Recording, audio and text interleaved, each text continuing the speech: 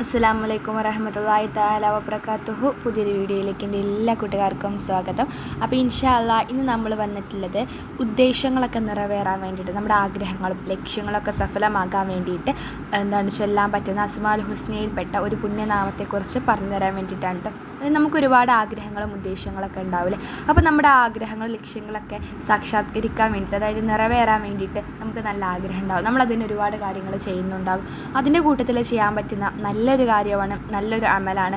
അള്ളാഹുവിൻ്റെ അസ്മാഉൽ ഹുസ്നയെക്കുറിച്ച് ഞാൻ നിങ്ങൾക്ക് മഹത്വങ്ങൾ പറഞ്ഞു തരേണ്ടതില്ലല്ലോ. ഒരുപാട് പുണ്യമേറിയിട്ടുള്ള അത്രയ്ക്കും മഹത്വമേറിയിട്ടുള്ള ഒരുപാട് നാമങ്ങളാണ് അതിലുള്ളത്, അസ്മാഉൽ ഹുസ്നയിൽപ്പെട്ട നാമങ്ങൾ. അപ്പോൾ ആ ഒരു പുണ്യമേറിയ നാമത്തെ മുൻനിർത്തിക്കൊണ്ടാണ് നമ്മൾ ഇന്നത്തെ വീഡിയോയിൽ, അല്ലെങ്കിൽ ഇന്നത്തെ ആ ഒരു ഉദ്ദേശ സാഫല്യത്തിന് ചെല്ലാൻ പറ്റുന്ന കാര്യം പറയാൻ വേണ്ടിയിട്ട് പോകുന്നത്.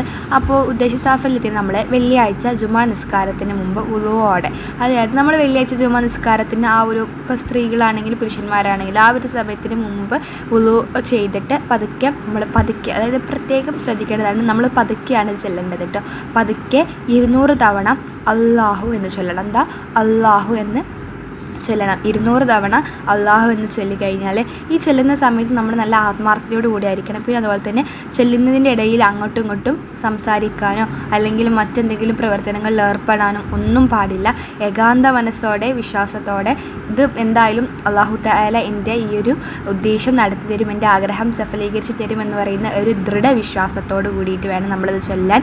ഇങ്ങനെയൊക്കെ നമ്മൾ 200 തവണ അള്ളാഹു അള്ളാഹു എന്ന് ചൊല്ലിക്കഴിഞ്ഞു കഴിഞ്ഞാൽ എന്തൊക്കെയാണോ നമ്മുടെ ഉദ്ദേശങ്ങൾ, എല്ലാ ഉദ്ദേശങ്ങളും സഫലീകരിക്കപ്പെടുന്നതാണ് മഹാന്മാർ പറയുന്നത്. അപ്പോൾ ഒരുപാട് മഹത്വമുള്ള ഈ ഒരു പുണ്യനാമം എല്ലാവരും പതിവാക്കുക.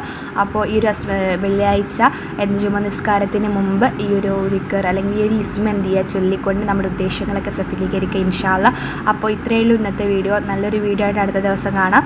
അതിലേക്കും എൻ്റെ എല്ലാ കൂട്ടുകാർക്കും അസ്സലാമു അലൈക്കും വറഹ്മത്തുള്ളാഹി തആല വബറകാതുഹു.